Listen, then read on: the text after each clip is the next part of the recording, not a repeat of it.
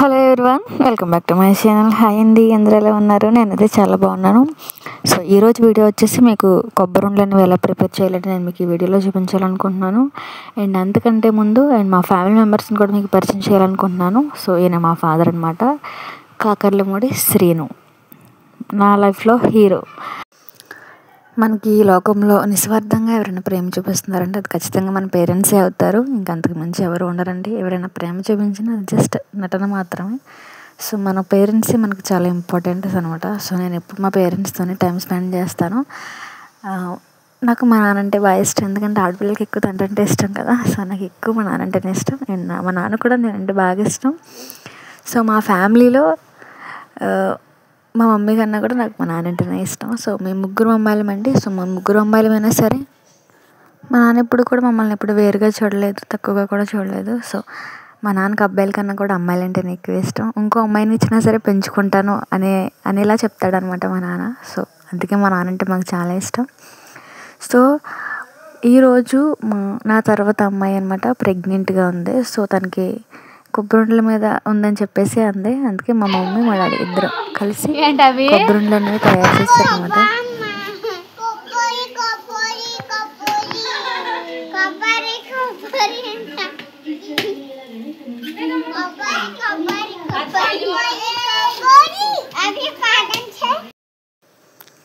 మా నాన్న ఏది చేసినా మా కోసం చాలా ఇష్టంగా చేస్తారు. అందుకే మాకు చాలా ఇష్టంగా తింటాం ఏదైనా సరే. సో వాళ్ళు ఎంత కష్టమైనా సరే ఇష్టంగా చేస్తారనమాట. సో వాళ్ళు ఎప్పుడు కష్టపడేది మా కోసమే.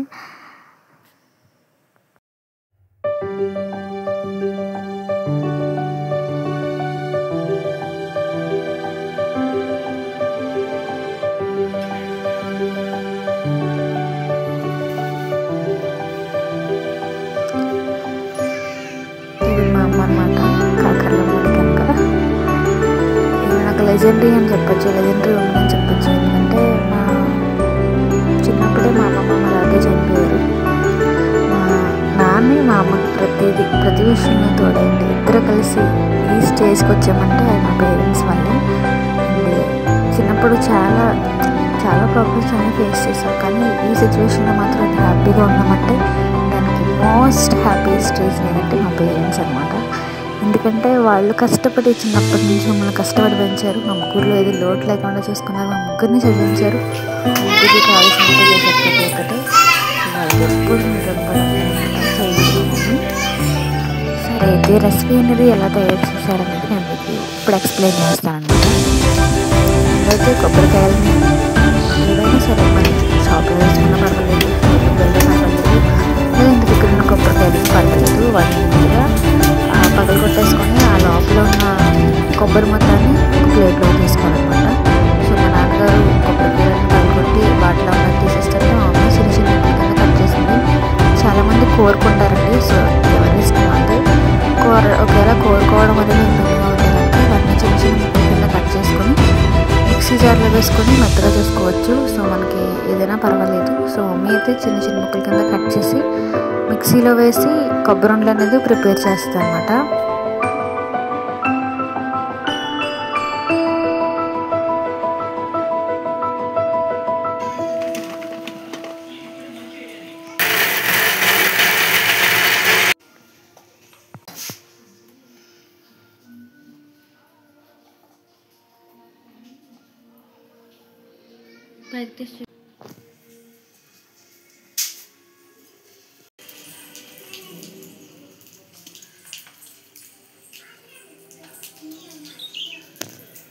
అయిపోతుంది అన్నట్టుకుంటా అది అది తీసే తర్వాత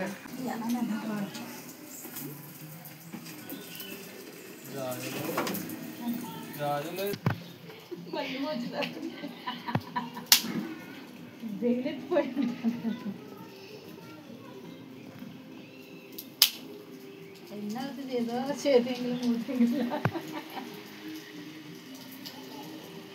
వీడియో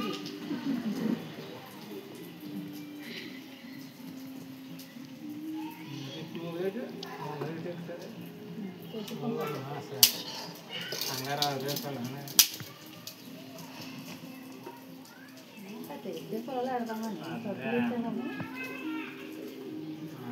ఉంటే మండిపోతుందా పొయ్య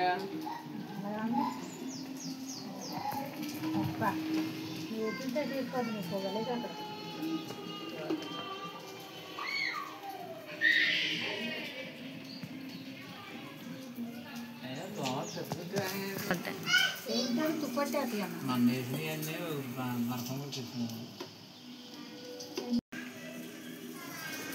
సో మనకి వీడియోలో చూపిస్తున్న విధంగా తీసుకున్న కొబ్బరిని అంటే పచ్చి కొబ్బరిని బాగా ఫ్రై చేసుకోవాలన్నమాట.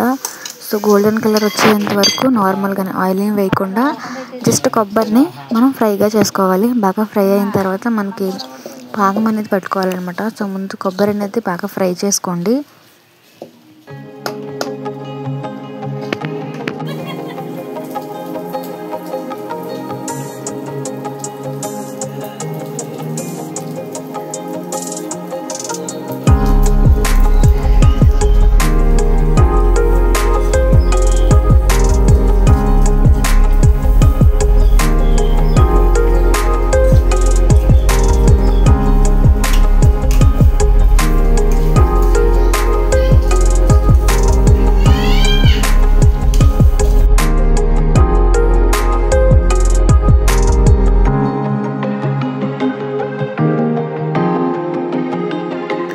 బాగా ఫ్రై అయిన కొబ్బరిని వేరే ప్లేట్లోకి అనేది తీసేసుకోండి. వేరే ప్లేట్లో తీసుకొని మళ్ళీ మిగిలిన కొబ్బరిని కూడా ఫ్రై చేసేసుకోండి.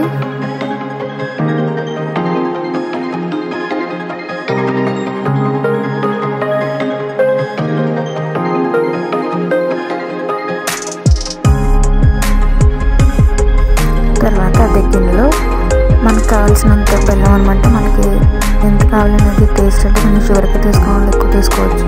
స్వీట్ ఎక్కువ తినేవాళ్ళు లేదనుకునే వాళ్ళు కొంచెం తక్కువగా తీసుకోవచ్చు.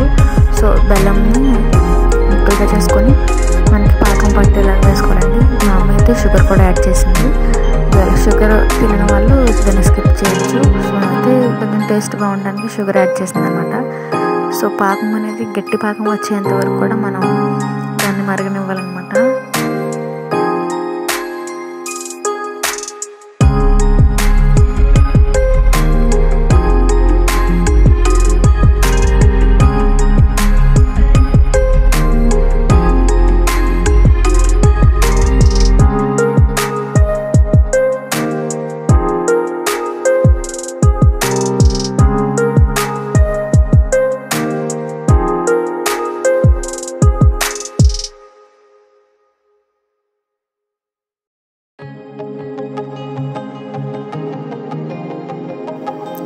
సో ఇందులోనే ఫ్లేవర్ కోసం ఇలాచీ పౌడర్ అనేది యాడ్ చేయండి.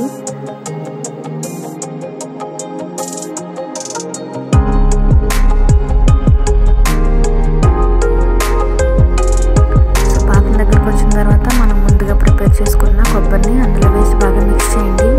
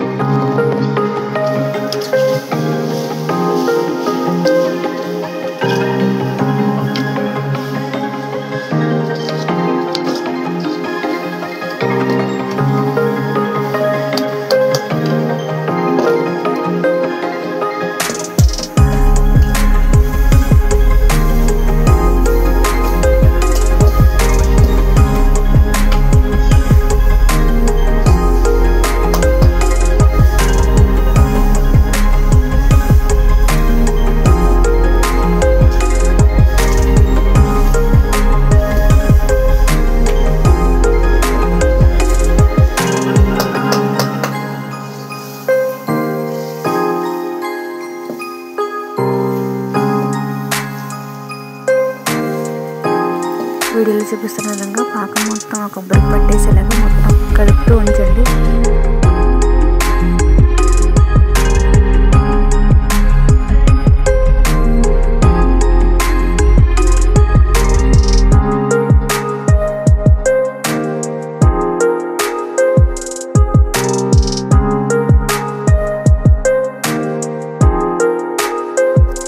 తర్వాత ఒక కొబ్బరి మొత్తాన్ని వేరే ప్లేట్లోకి ట్రాన్స్ఫర్ చేసేసుకోండి.